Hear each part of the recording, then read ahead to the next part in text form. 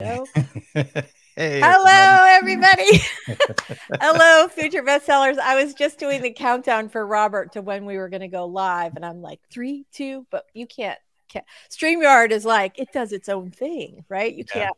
Yeah, we just have to like aim for it and try to of a face when it finally goes live and kicks in. So, yay! Well, listen, I guess to our introductions. Michelle is not with us here today because she is traveling. But I would love to introduce you, my talented and lovely co-host, Robert Jones. Tell us a little about you and your awesome channel. Well, my awesome channel, still basically on hiatus, is the Story Detective, where I take various forms of storytelling and put it under a Sherlockian microscope and break down the craft for the viewer. And while I would like to say that there are videos coming soon, there are videos already in the process of being made, and they're kind of waiting in the wings and gestating. Because when Story Detective 2.0 does launch, it's not just going to be a reboot, it's going to be an entity upon itself. Yes. Yes. Yes. And definitely it's still going to be kind of associated with authortube because I have good friends there. But at the same time, it's going to be apart from authortube and become more of an independent. I guess that's my big announcement for today, but that's what I'm striving for. It's going to be more buckled down craft videos. There's going to be various things that are more so, similar, but better, I hope, and released more like, maybe bi-weekly instead of trying to do videos that are on YouTube schedule because we know how that works out. I'd rather do something good and proud of it. I can totally relate to that. I can completely and totally relate to that. And I will tell you why in just 1 second. So welcome, Robert. I'm super glad that you are here today, as always. For those of you who don't know me, I'm Lisa Daly. I'm a now hybrid author, used to be traditionally published. This year, I'm going to be doing some indie publishing, which I am super excited about. And last week, I launched a podcast. Nice. Yeah, it really was. Like, I'm very excited that the sort of early reviews have been like really positive and great. So I'm very excited about that. But this morning I woke up and I said to the horror geek, what in God's name was I thinking? Like, I have a plan to write a lot of books this year, and I'm already like really, like the duck underwater. Except in this case, I'm the duck upside down. You could just see me floating with my little feet in the air. Yeah. Sorry, romance aside there. Anyway, so that was it. Like, I just had this like, oh my God, what am I doing? I'm sure it'll be fine once I get used to it. They just turn the hot water up on the frog a little bit. So yeah. Okay. Hi. Let's say hi to some of our friends in the chat today. I'm like in such a funny mood. This stream is either going to be epically awesome or a complete and total failure. Let's find out. Let's go for epic anyway. I know, right? Epic failure, epic fun, whatever. We're good either way. Devin's here. Hello, Devin. Devin was our first today. Oh, there goes my microphone. Katrina's here. Hey, Katrina. Good morning. We are super, super glad you are here today. Mary Putnam is here. Yay. I'm super excited about that. You guys, let us know what you're working on today in the chat. We are really anxious to find out what you guys are all, what you've all got cooking today. Jenna, the Soul Writer. First of all, that is a great name, and welcome. We are super glad you are here today. Cool Gamer is here. We're so glad to see you. RC, I am working. I am so glad. I am so glad that you are working. I will be working today too. What will you be working today on, Robert?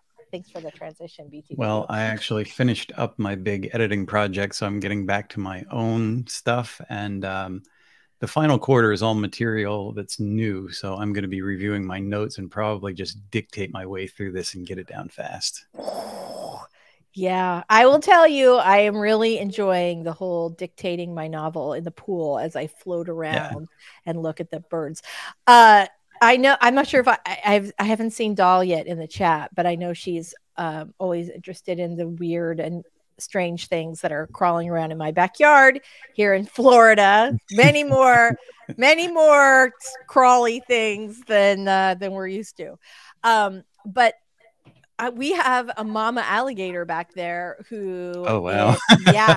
So here's the thing. Usually they just kind of hang out, and as long as you don't mess around with them, they're mostly scared of people.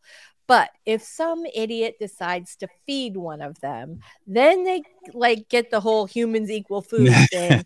And now we have this mama gator who don't feed the dinosaurs. No. And a couple of yahoos outside, like on the bank of the water, trying to like lure him onto her onto the beach with fish, right? Like putting the fish in front of it. No. And it climbed right up there, and and the one guy's filming and the other guy's being an idiot, and I'm staring out from my lanai, just wondering if I should go get my phone so I can call the paramedics. He did live. The alligator didn't bite him. But I will say, if the alligator did bite him, I kind of would have been on the alligator side just a little bit. Okay. Yeah. So yeah. Yay. So yep, there we go. Daisy Ex Machina, the speculative detective. Love, love, love. Hello. Thank you, Jenna. I am super excited about it. Like really, really excited about it. And today, for all the romance fans out there, I am interviewing Sarah Desai. I'm really sure her new book does not come out until September, but we're getting it on the books now. And I'm so excited. I love her. I love her. Victoria, so glad you're here today. All right, so what's everybody working on? Jenna is working on finalizing book one's Kickstarter swag, finalized for mailing next week. Jenna, what? Okay, you know what? I'm super, super excited about this. So do we have is your Kickstarter up yet? Or are you still getting all the backstage stuff done? Let us know. If you're up, I want you to drop a link in the chat. Thank you. Oh, thank you, Cool Gamer. We love you. Thanks. Oh, yay for podcast, says Mary. I have a question about that word hybrid, which you mean traditionally published plus indie. A friend of mine uses it to mean paid a ton. No traditional in there. All right, let's unpack this awesome question. So when I say hybrid, I mean, yes, a hybrid author, as I use it and as I understand it, is an author who is both traditionally published and independently published. So maybe you have like a series that you indie publish, but you do your standalones through a bigger house. I've been traditionally published for my entire career.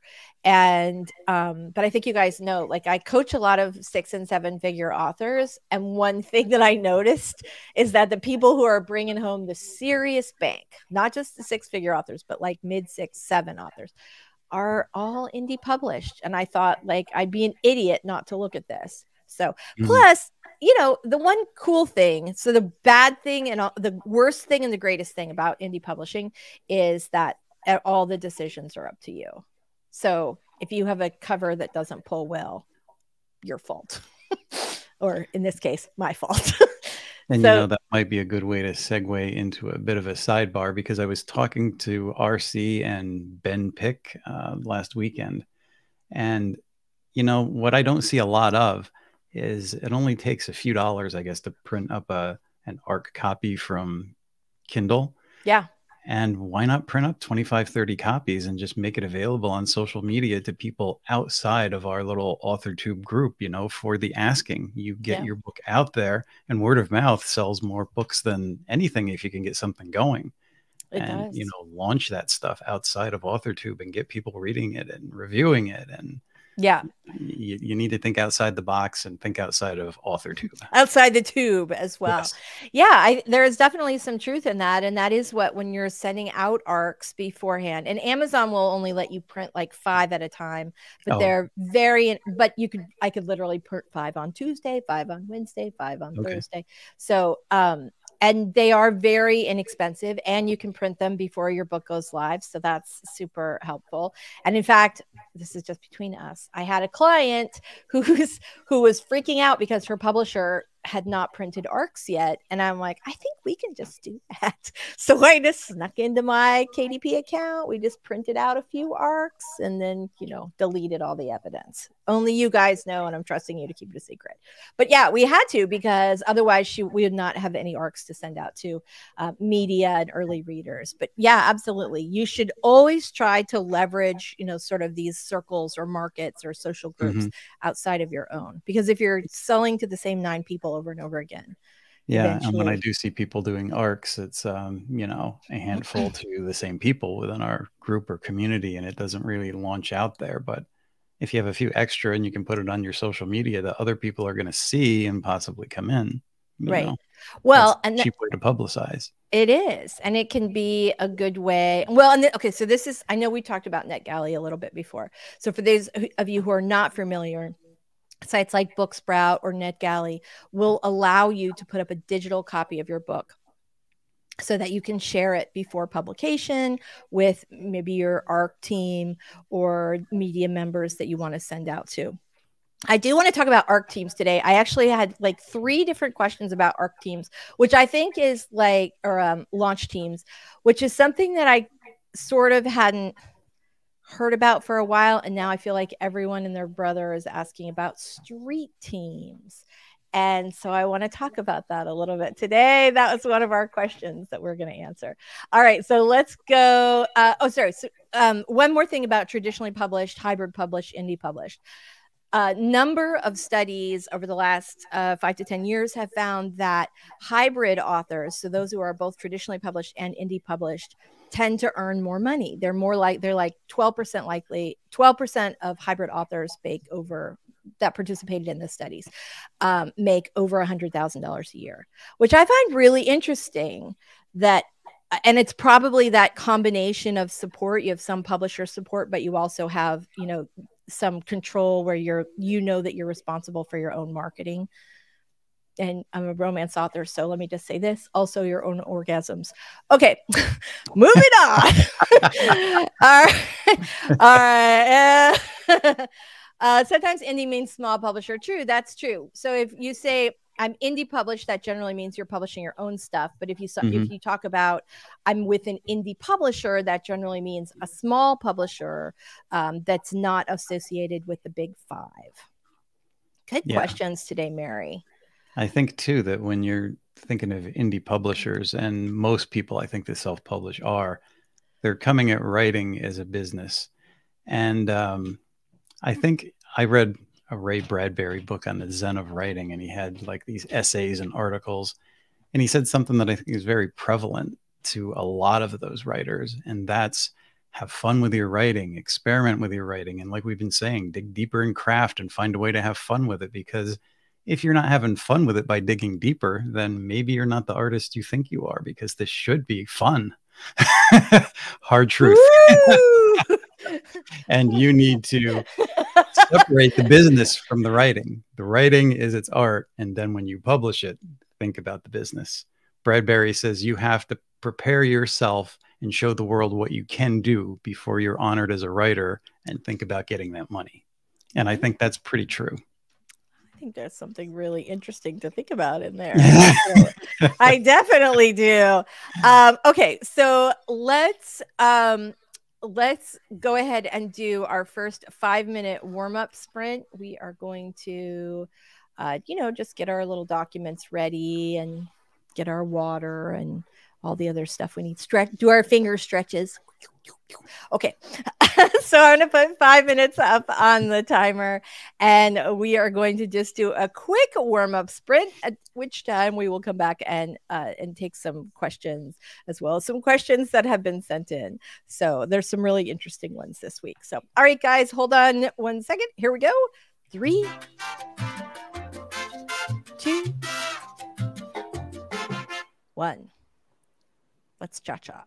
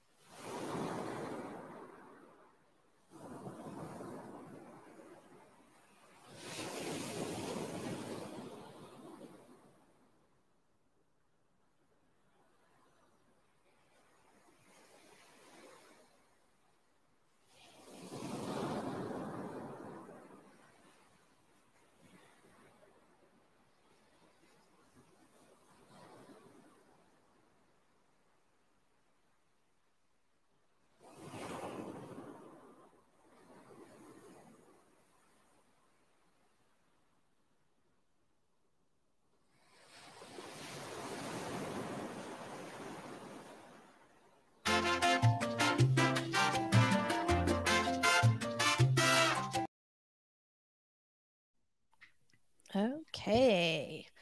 Oops, let me get rid of this banner here. Dun, dun, dun. All right. So if you guys have a question in the chat, be sure to just drop us a line and we'll be happy to answer. This was the question that I sort of talked about a little bit when we first started. And I know we have some experienced authors in the chat today, so I want to know what you guys think about this too. I've literally gotten 3 questions about this in 1 week, and I think somebody must be out there selling a new course that says everybody needs to get a street team, because it's just like, do I need a street team? Should I have a street team? How do you do a street team? So, question 1, is street team still a thing? You don't hear about it in the same way that you used to, for sure. But I think people still sort of use that concept to execute book launch. So for everybody who's not familiar with the term street team, a street team can either be other author friends or just supporters of your work. And the idea is that they will, like during your launch, that they will send out, to their newsletter lists or put on their social media or talk your book up to other people or go post reviews and things like that. That basically that you have a bunch of people sort of supporting you. And sometimes authors do it, well, they'll trade support. So I'll be on your street team and then you'll be on mine, which is, I think, a good way to do it. But yeah. So thoughts? I'm dying to hear what the chat has to think about this. What do you have to say about it, Robert? I say a street team could be a really good thing, but it really depends on the people that you have in the team and what are each of them doing. Just giving a group of people the idea of go out and promote my book might sound like a good idea, but I think there needs to be a little planning behind it and maybe keep it small and tight and people doing what they should be doing, following the plan, because we've seen this go badly for some people. Yeah. So I think this is interesting. Jenna says an editor once compared a street team to building a pep rally for a football game. It's way easier on the teams that are already doing well. That is definitely the truth. It is harder to build a street team when you don't already have a number of popular books behind you. And then when you do, it is easier to build a street team that way. So one thing I think for me, organizing a street team is a lot like being like a PTO president, where you're working with a large group of or a small group, depending on how good you are at recruiting. You're working with a group of volunteers, which can be great depending on the volunteers that you get, or it can be like you do a lot of work and you try and organize everybody, and then on the big day they kind of just don't come through. Which I think you're always going to have somebody who, somebody got in a car accident or their cat got sick or whatever, and they can't help out, and so you have to plan for that.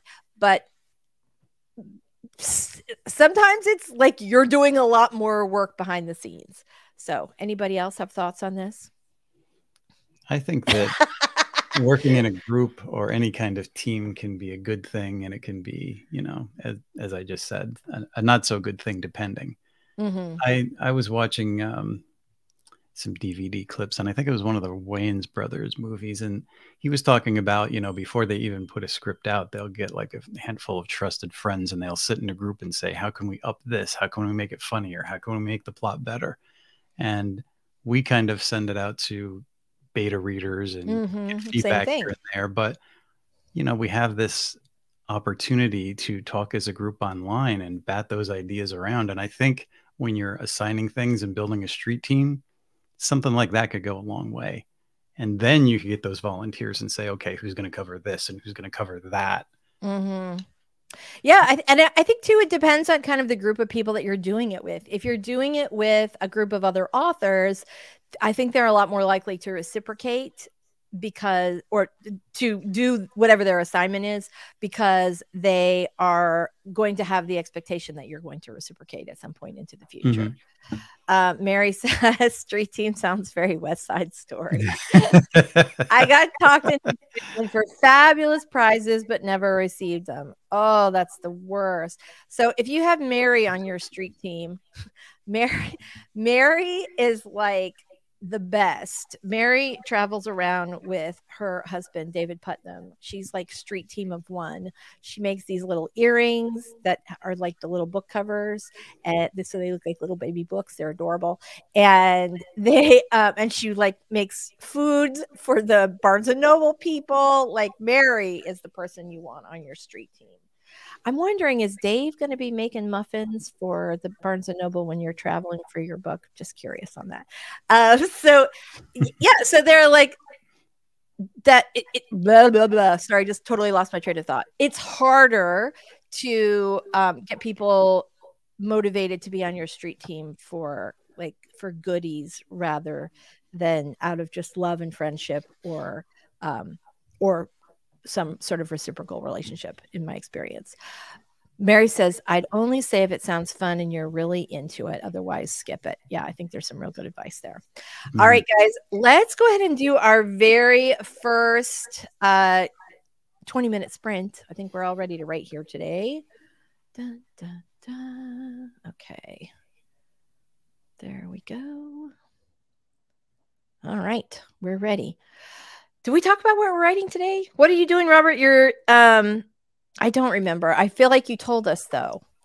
Yeah, I'm actually finding my place where I left off in my manuscript and then reviewing my notes for the fourth quarter. And then I'm going to start dictating since it is all new material. That's right. Well, I feel like it's going to be really entertaining to have Robert dictating on the stream today. And if any of our more creative chatters today would like to take a clip of that and add a little audio, the audio of your choice. If I get that far, because there's a lot of review to do. Maybe I shouldn't have told. Oh, you know what? I think that I have. Did I pull up the thing? I'm pretty sure I just pulled up the wrong timer. There we go. We're good. Okay. So I'm just saying that could be like a fun thing we could do. Okay. All right, you guys, let's go ahead for our first 20-minute sprint. Let's get some writing done today. We are going to get started in 3, 2, 1. Hit it.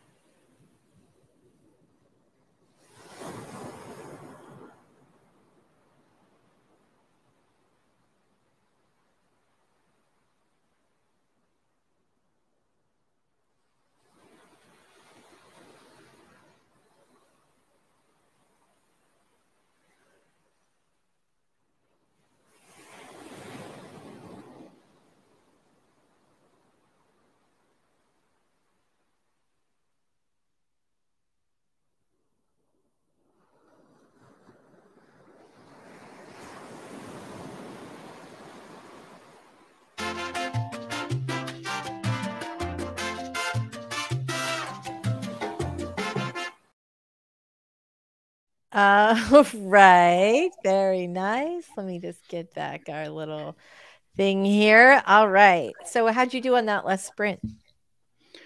I think I got up to my notes where I can probably start proceeding.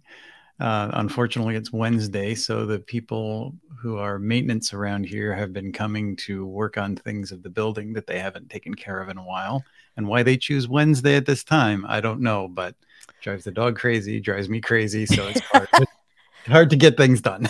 They're like, it's live stream day. Robert will be in one place. He can't come Yes. out and say, hey, stop making so much noise. It's perfect for them. They really love it. I'm sorry. I'm very sorry. So you guys in the chat, let us know how you did on that last sprint. Here is a really interesting question that we got this week. Every day I see more AI writing tools. If I use them, am I ruining things for future writers? So chatters, care to comment? Yeah, so yes and no. Yes, in the sense that the more anybody who is actually a talented writer uses AI, the more it learns from us and the more we screw ourselves in the future. But also no, because a lot of those AI algorithms have already been learning on thousands and thousands and thousands and thousands of books. And so so that horse is out of the barn. So yes and no. I'm making no moral judgment here because you know yeah, there are lots of reasons to not do it, and there are lots of reasons to do it. So it can be a tool, and it's definitely a tool that's going to learn. It's in the art community, it's in the writing community, it's pretty much the next thing. And here's how I see it going. It's mainly going to learn from mainstream stuff and what the corporations who use them program them to do. That is going to be the very generic Hollywood blockbuster, save the cat kind of story. There are much better tools for you to use, including your own imagination. Unless you want everything to be a carbon copy of that same old in our entertainment world, I would say avoid it and let them crash and burn. Ooh, salty today. All right. I like that. Maya says she did some morning pages, made a to-do list, and did some contemplating on how I'm going to rewrite my nano project from last year. That sounds like a very, very productive 20 minutes. I mostly emailed people that I need to email. So I have not started my writing yet, but I am going to be writing on the next sprint. And if I have not said today, I'm going to be writing. I know this is going to come as a shock. Dun, da, da, hockey romance. Okay. So what are you guys working on? If you have not already let us know, please do. Let's go ahead and do our second 20-minute sprint. Or do we want to let's take one more question. Let me see what I've got here. There's an AI part 2. Oh, is there? Okay, hold on. Let me go back. Ooh. Answer 2. AI has power, but it's being used to break copyright laws and no one really cares. I've seen artist friends lose their style and work to the gamified learning AI uses. That is absolutely true. Yeah, it's copying artist styles too. And the thing is that companies do, especially under work for hire, is everything you do while you're under their control, they can technically say belongs to them. And that includes a lot of your style and whatever you're doing for them. So they're going to use it. Yeah. Well, that's the thing.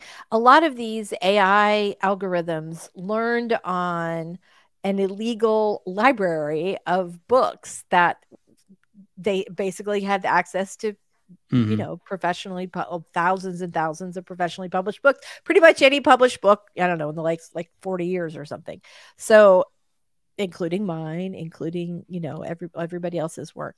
So, yeah, I think that's horrible. So here's another really good thing, right? This comes from somewhere. It probably is like, oh, this is perfect. Did you hear about the cover of Christopher Paolini's new book that was plagiarized AI and it was published by Tor? I'm horrified by this. I had not heard this, so I'm just talking, you know, like gossip right now. But Holy crap, is that true? That's amazing.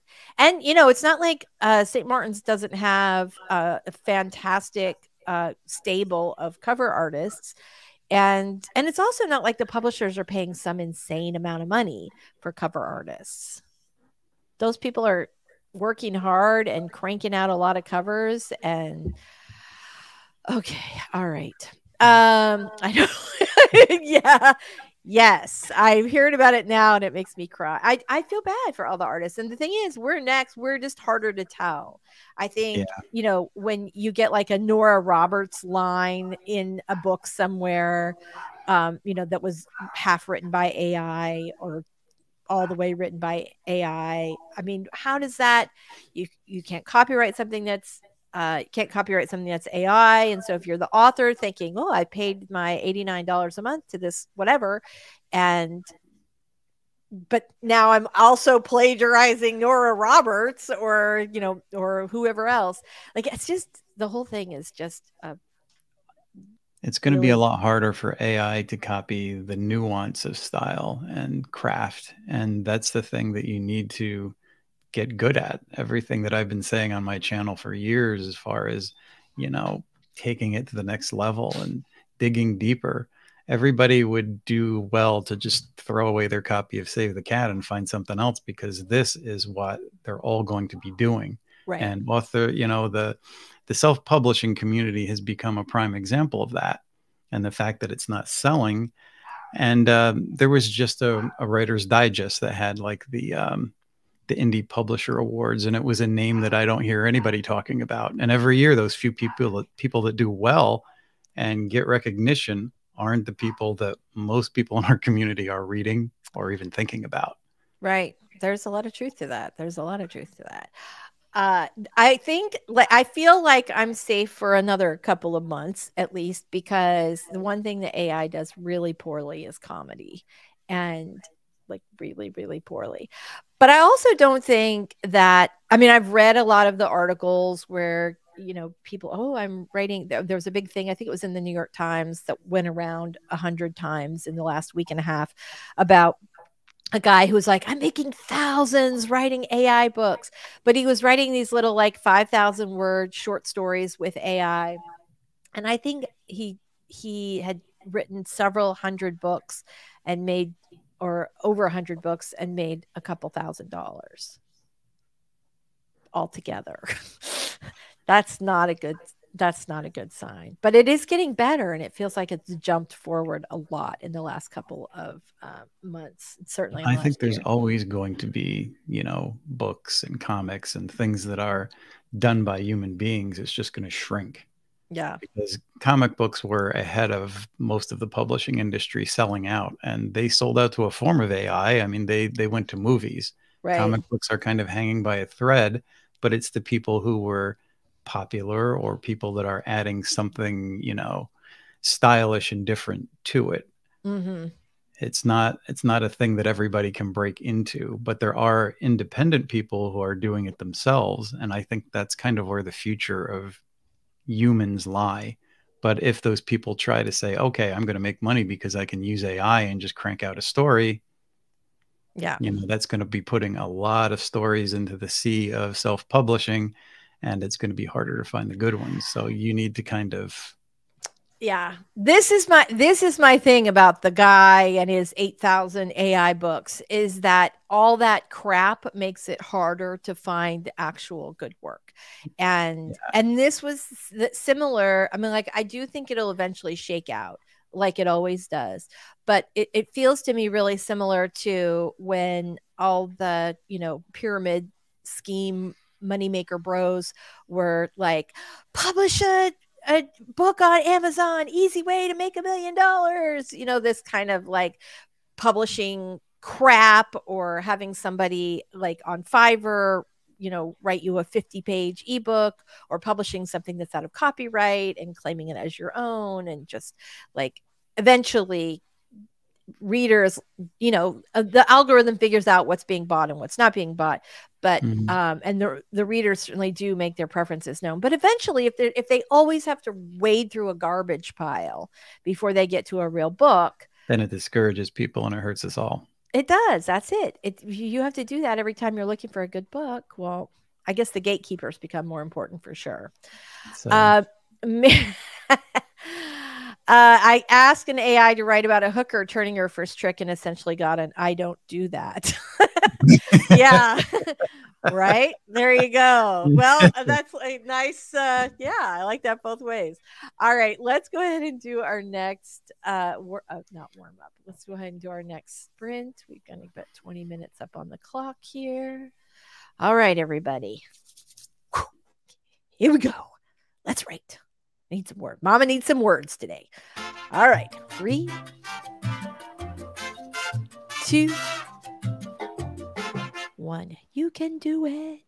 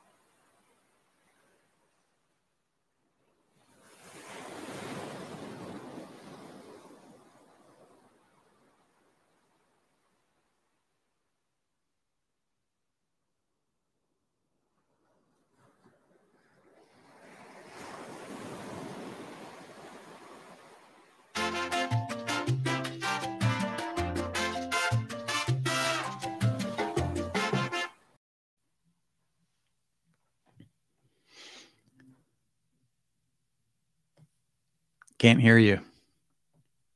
It would be super helpful if I were unmuted, wouldn't it? You'd think I'd be better at that as much as I like to chit chat. Thank you very much, Robert. I appreciate that. Oh, look who popped in. Mama Ward is here. Hello. We are super, super glad to see you. So how did you guys do on the last sprint? Let us know how many. I actually did really well on that one. I got 612 words, which I'm not quite sure if I'm counting incorrectly. That seems a lot for me for 20 minutes. So yeah, 612. What? Okay. How about you? How'd you do, Robert? I got to the point of my notes where I could start dictating, and I got about a page and a little bit done. So I'm on the move. I wasn't watching, but you guys, okay. So for today, this week's challenge is when we have Robert dictating on camera. I'm just saying. I don't know if they can get my mouth because I have my phone that I'm dictating on my notebook over here. So I'm kind of turned in the other direction a little bit. Yeah, well, though, it's like that. There was what was it? The football show on YouTube where they basically use different audio so sometimes you can see them, sometimes you can just see they're talking. You're just giving us more opportunity for creativity, Robert. If we can't quite see, we can see you're talking. The next one I'll purposely dictate for a couple minutes facing the camera. I love you so much. All right, Maya knocked out some stuff on her list, but ended up adding more to the list today. Maya, you and I have the exact same issues. Website tech gremlins. Yes. I'm feeling like it. This morning I woke up saying, like, what the heck did I do to launch a podcast? Because now wait, Mama Ward, you have a book launch today? I have been out of it. Let's have a link. Can you drop a link for your fabulous new book, and we'll give you a little push on our way out the door today?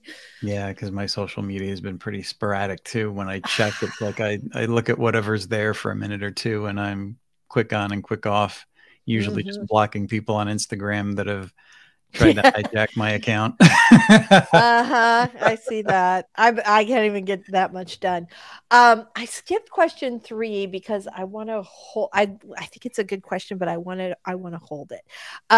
So you're not dreaming. We did move right to question 4. Do you read all your book reviews? How do you deal with the terrible or great ones? Who wants to jump into this one?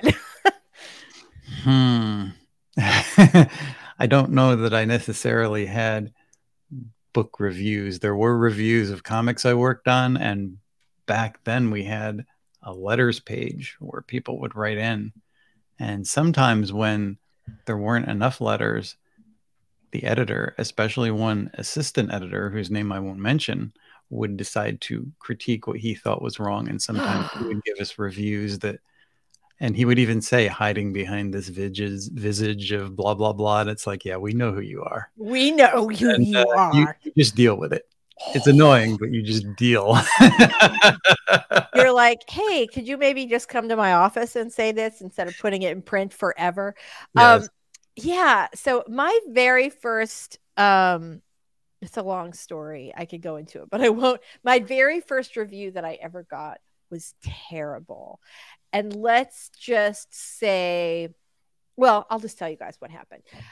My very first book was a dating advice book, and the publicist inexplicably sent my book to this.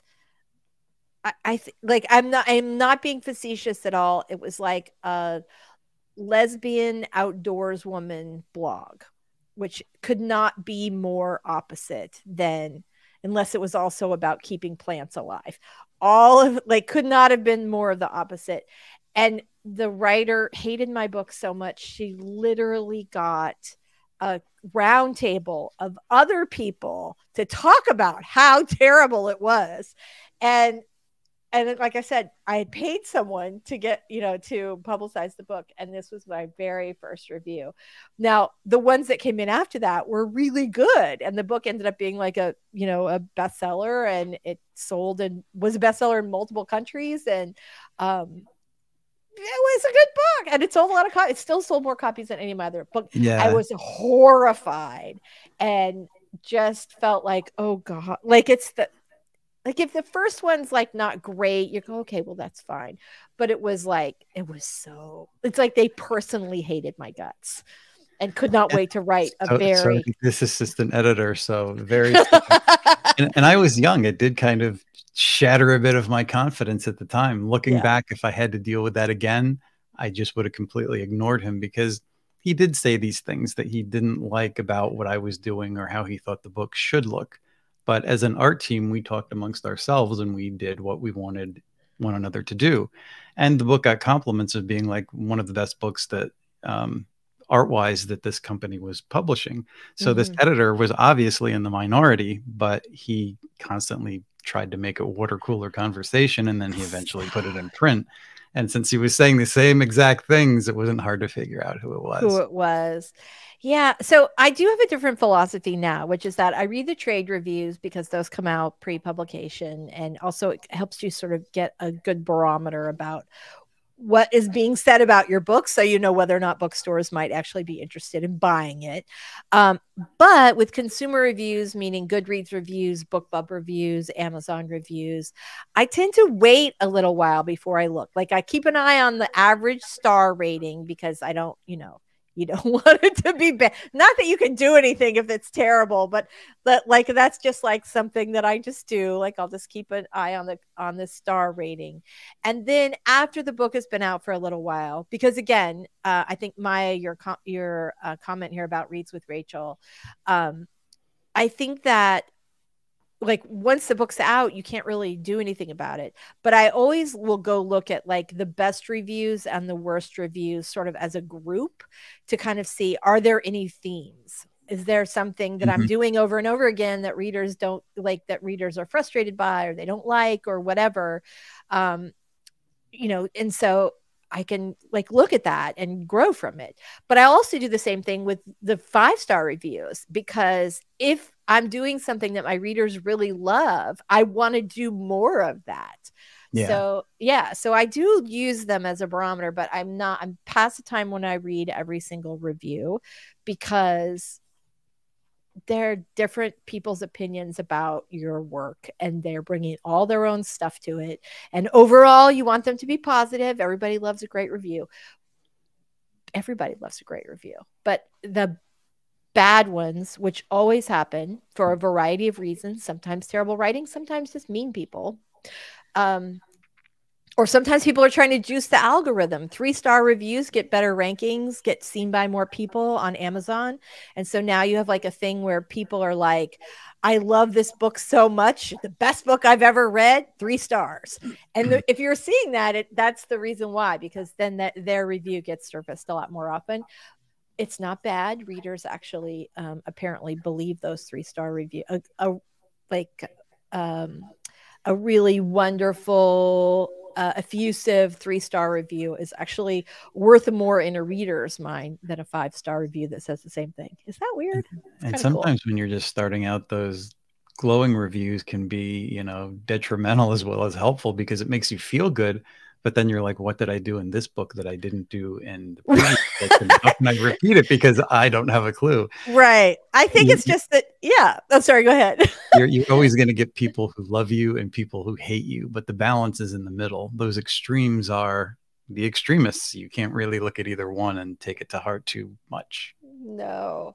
Well, I don't know. I'll take all the lovies to heart. Yeah. It's good. Being a writer is a hard and lonely business. You keep your lovies. But I try not to pay attention to the other stuff. And you just like, at some point, like I remember when I first started out as an author, tell me for any of you guys in the chat if you've ever experienced this. When I first started doing interviews, it felt so weird to like send a bio that was written about me in the third person, or hear other people talk about me in the, like Lisa Daly, blah, blah, blah, blah. It was so weird and it was so uncomfortable for me.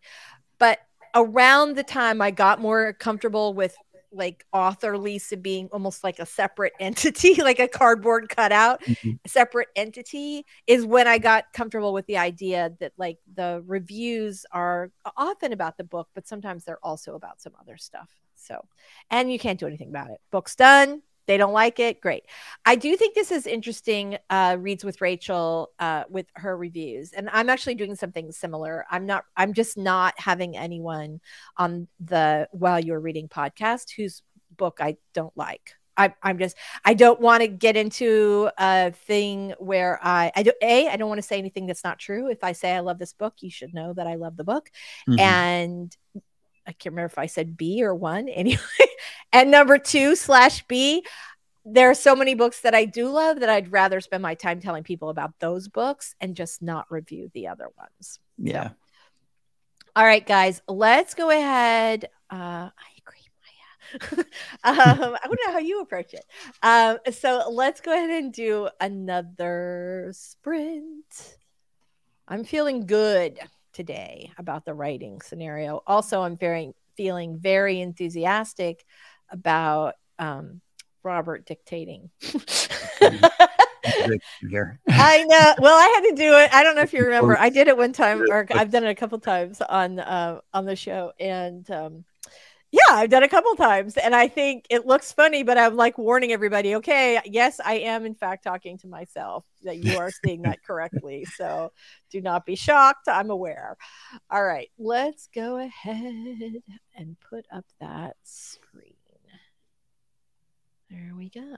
Look at that. Okay.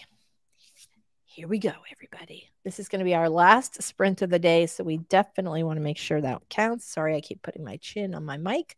All right, everybody, here we go. You can do this. It's going to be awesome. 3, 2, 1. Let's write.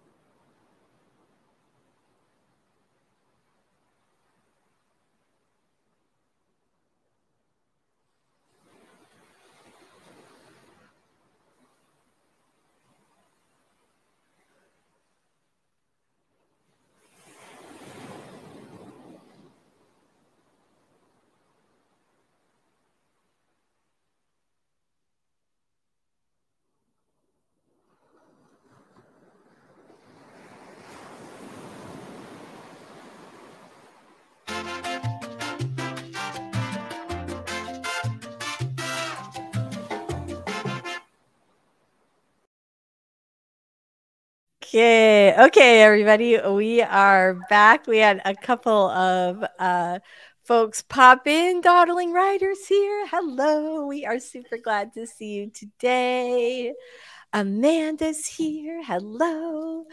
So while we were on our little sprint, I will say, in addition to writing, which I had another really good, I got 500 and I can't read my own writing. I think it's 551. So that's good. That was like 1,100 words in 2 sprints. I'm kind of excited about that. Yeah. I usually don't write that fast. You guys know this about me. So just before we go, I want to make sure you guys all know that our very own Mama Ward has a new book for sale.